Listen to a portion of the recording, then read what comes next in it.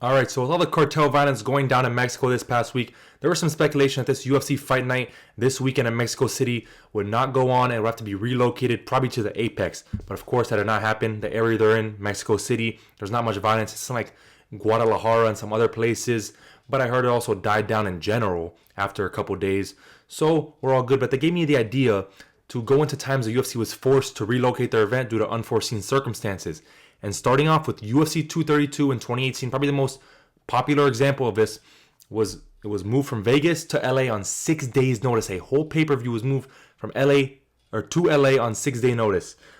John Jones popped, not really popped, but he failed for the same substance. It was like an M3 metabolic, the same substance that he popped for in DC2, which was like a year and a half, and got him suspended for 15 months, got him a $200,000 fine. Gustafsson was actually in a helicopter when the news broke. He was on a helicopter tour over the Grand Canyon. They had a really hard time getting to him. It's probably doing like an embedded episode or some shit in the helicopter and gets a call that the event's been moved states. Obviously not that far, but yeah, it was a M3 metabolite, and USADA ruled the trace amount that they found, it wasn't performance enhancing, and it was actually residue from the test in the year prior, 2017. From the DC fight. So it wasn't performance enhancing, but the Nevada State Athletic Commission could not clear it in time because they would have to do a whole hearing and get him like what is it called, like validated, like licensing the fight.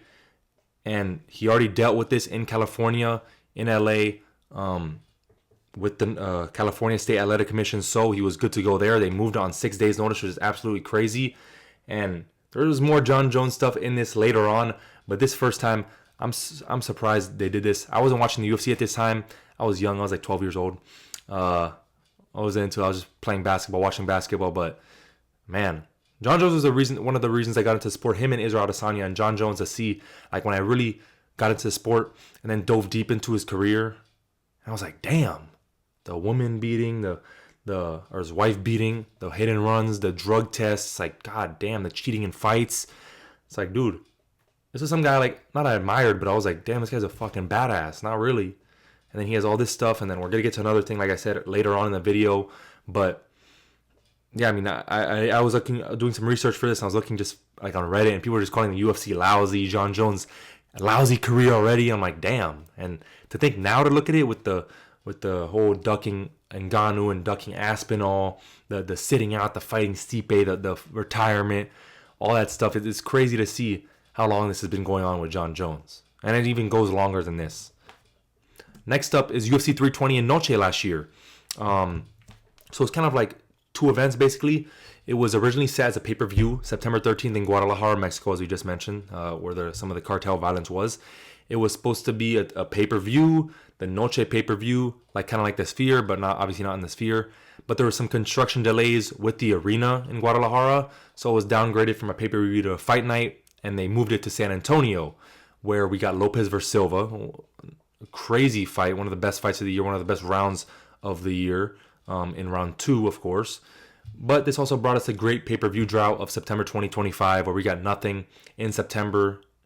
I think it was from mid-August with 319, the Hamza fight, which left a terrible taste in our mouth because it was such a boring fight and it was so hyped up. I remember there was this edit for that Hamza fight. DDP was like, dun, dun, dun, dun, dun, dun, dun, dun. It was like just leading up.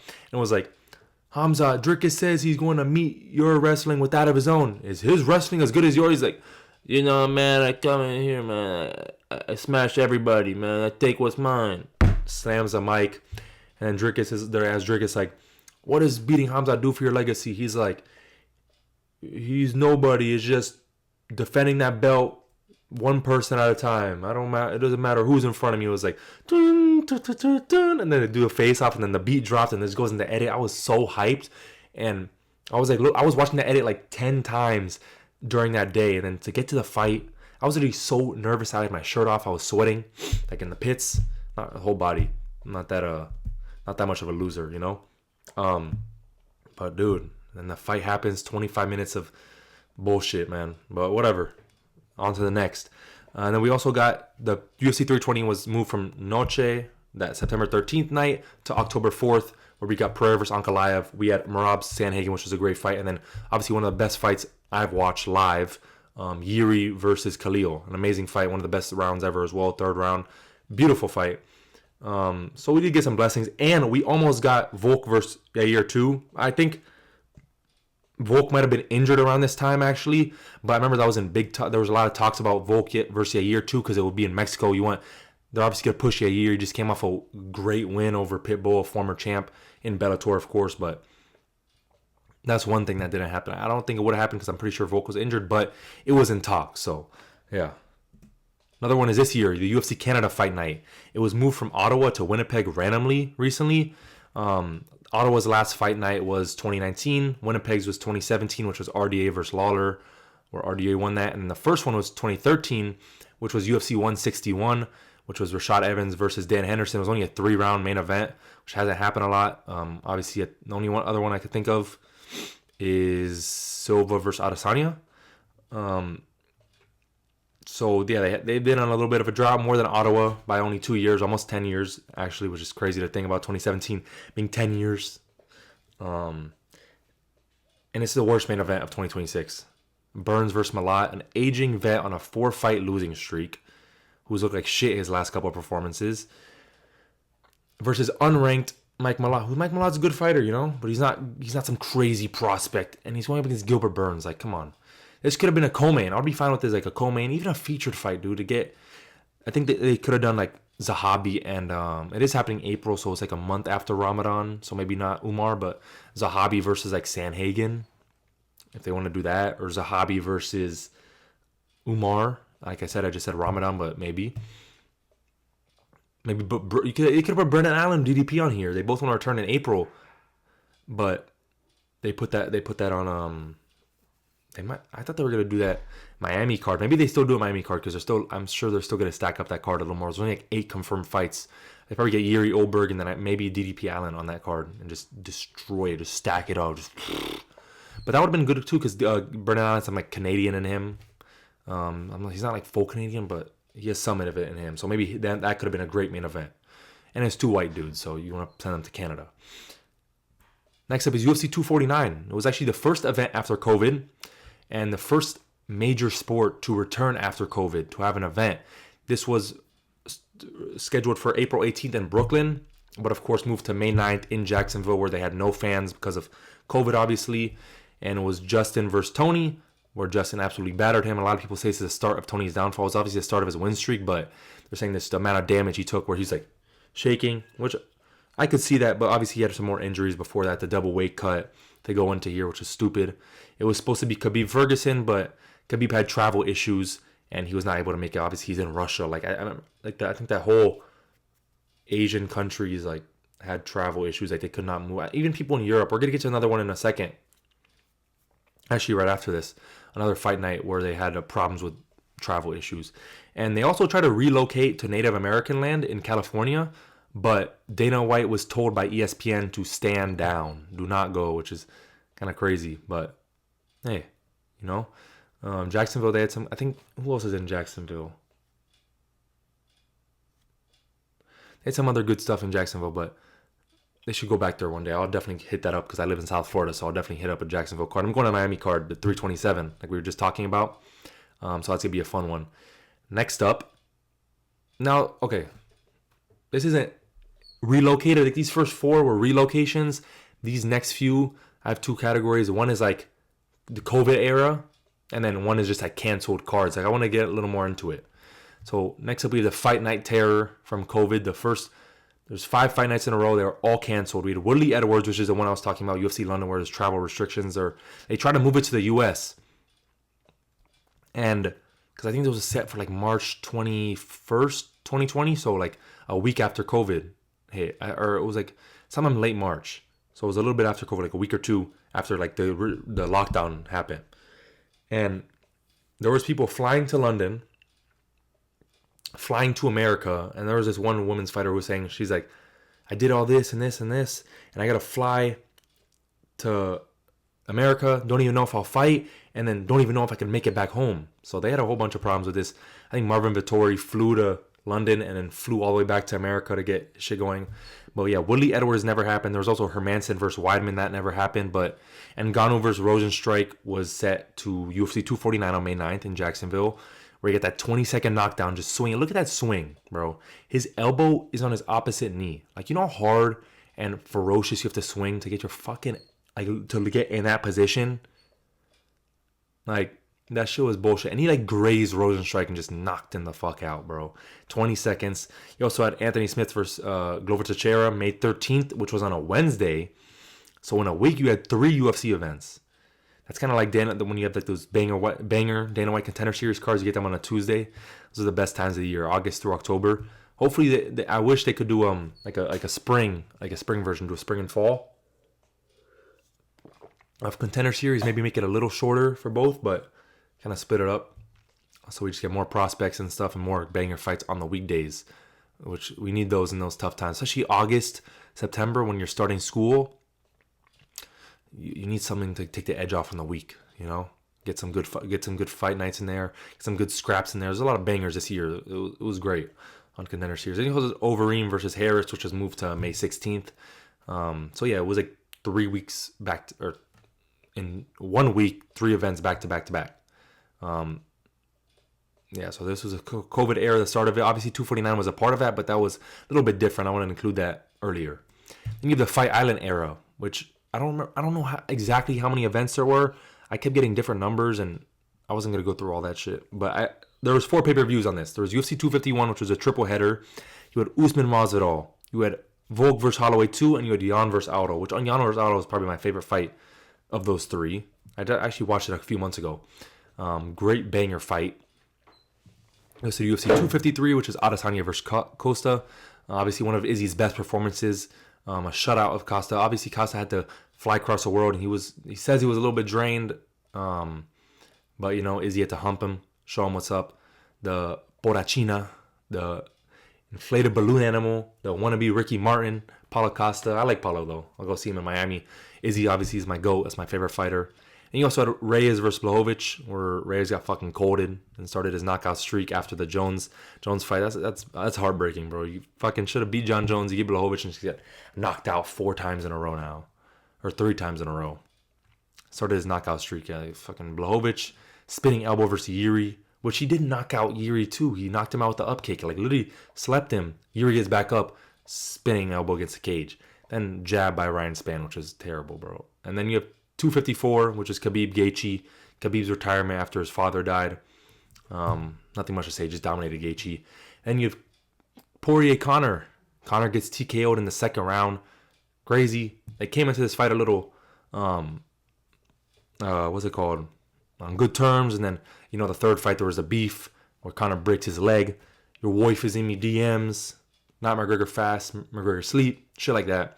And then also in this Fight Island era, we had Khamzat's 10-day win, just to put him on the map. It was his debut and then his second fight, 10 days notice. The active Khamzat that we know, or that we knew now and love. And then since then, it was like, what? He's fought, I think, once or twice in 2022. I think twice in 2022. I think it was Burns and Holland 2022. And then 2023 only fought once. 24 was supposed to fight in June, then only fought in October. Again in Abu Dhabi.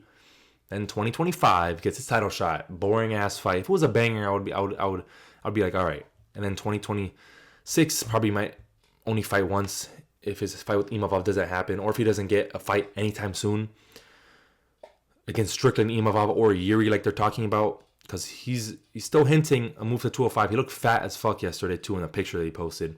He looked beefy. So if he can't get down to 185, you go to 205. At least there's fight. I'd rather see him versus Strickland or Imavov, just kind of keep those divisions going, and see Yuri Oberg. I think those are two, especially Yuri Oberg. I think it's a great fight. But then Yuri Khamzat, that's another amazing fight you could get. I think I keep Khamzat at 185 now, and then get him up there later. We also like Khamzat. Hopefully he gets a fight before June. I hope he could fight in May. He seems ready. If he's going up to 205 during Ramadan, I don't know how short notice it would be for him, maybe like 6 weeks, but dude, if he goes up there and fights a year, that's some badass shit. I think he gets a lot of respect back if he does that. But hopefully he could fight twice this year. I know he had his little foot surgery, which he was going to fight in December, supposedly, and then February. But his foot kept delaying, and that's what Imavov said. The UFC was going to do February or December and then February. So maybe Hamza wants to be active, but he can't because it's bullshit, like usual. Now we have events that were just completely canceled. Just flat out just canceled. And back again, like I said, John Jones. UFC 151 in 2012, the first ever canceled event by the UFC. It was scheduled Jones versus Henderson. Dan Henderson tears his MCL. Chael steps in on 8 days' notice and coming up from 185. John Jones turned it down.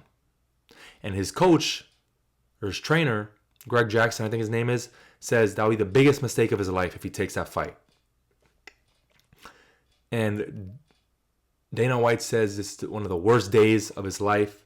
Or he says it's disgusting. He says a whole bunch of shit. And he said one thing that was funny. He's like, Tito Ortiz was difficult to do work with, but even he never turned down a fight. And John Jones would end up fighting a few weeks later at 152, which I think 3 weeks later.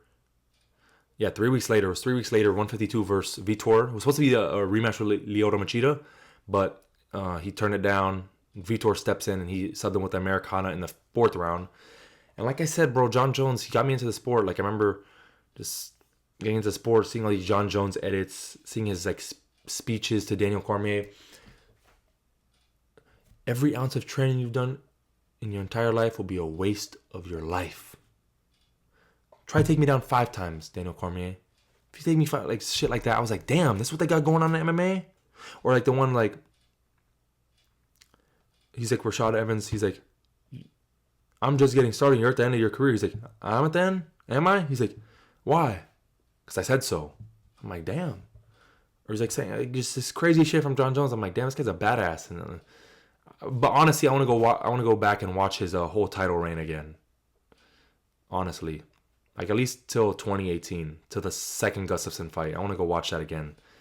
Because John Jones, he like as much as he's a dickhead, an asshole, bitch, a cheater, he's still an amazing fighter. Like skill wise, technically, IQ, he's still an amazing fighter, and I enjoy watching those old John Jones fights when he was young, super athletic, hungry.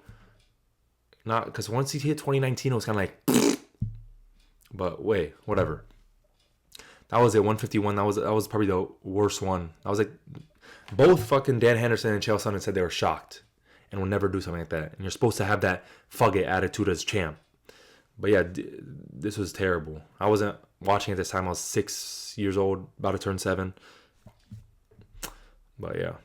And then next up is 176, UFC 176 in 2014. It was supposed to be the Aldo versus Mendez 2 fight, which was obviously a banger when it did happen a few months later at UFC 179. Aldo injured his neck and was out of the fight. It was like a non-severe neck injury, just something slight. That's why it happened a few months later. Not like Kara Harrison, where she has a fucking scar right here and has to go herniated disc, which almost left her paralyzed if she didn't get surgery. They tried to get Ronda on this card, but she had medical issues. And honestly, looking at this poster, this is a hard-ass poster. UFC needs to go back to doing posters with a little more heart, you know? Because we just got some decent posters. We got Lerone versus Movzar was decent. The Mexico one that I saw at the beginning, we showed at the beginning, was pretty good. Adesanya Pfeiffer, they're good. They look nice, but they lack character. Like, this shit looks like a movie poster, bro. It shit looks like a movie poster. You have their first fight in the background. You have the flags going over them. You have the white hazy, like the fade. Oh, that's a beautiful poster. A beautiful one. Like, beautiful. And the UFC needs to go back to this. We haven't had, I don't remember the last time we had like some crazy ass poster. I might go through that and make a video on like like the best posters of all time. I might fucking do that. I'm gonna see if I could do that. I kind of look at all the posters. Or at least 2020s. Or 2010. I don't know. Fuck it. I'm gonna try some shit. And lastly, we have UFC 233 in 2019, which was supposed to be Cejudo versus Dillashaw. But that one was moved up a week prior to start off the ESPN deal for a fight night in Brooklyn. I think this not in 30 seconds, I'm pretty sure. But they struggled to find a main event after that. I'm pretty sure Figgy versus Benavidez was supposed to be on here or something, but I don't think it was. And then it was supposed to be Ben Askren's long-awaited debut as well after the Mighty Mouse trade, which was supposed to be against Robbie Lawler, which did end up happening a few months later, where you get the controversial bulldog choke where Lawler looked like he was out, but he really wasn't out. That was Herb Dean's fault. But they're also competing with Bellator, which is kind of crazy. They didn't want to have an event the same night as Bellator when they were doing their heavyweight Grand Prix, which was Ryan Bader versus Fedor. Like, that's a huge fight. I think a lot of people tune in for that. Who cares if it's Bellator? It's fucking Fedor. So, yeah, those are all the events that I found. If I missed any, let me know in the comments. And let me know which one, if you didn't know any, or what you like. But, yeah, subscribe for more. I'm going to try to do more interesting videos, more unique video ideas. So I have a few coming out, some rankings, some other stuff. I have a JoJo's video coming out soon, and probably hopefully the first part coming out next week. But I have some cool ones I want to do instead of just doing like news and predictions, breakdowns, reactions, fights. I like matchmaking, but I want to do some cool stuff like this, where I do some research and I just have some cool ideas here for YouTube. That's what I want to do for YouTube. So subscribe for more. We got some good videos coming out, and I'll catch you in the next one.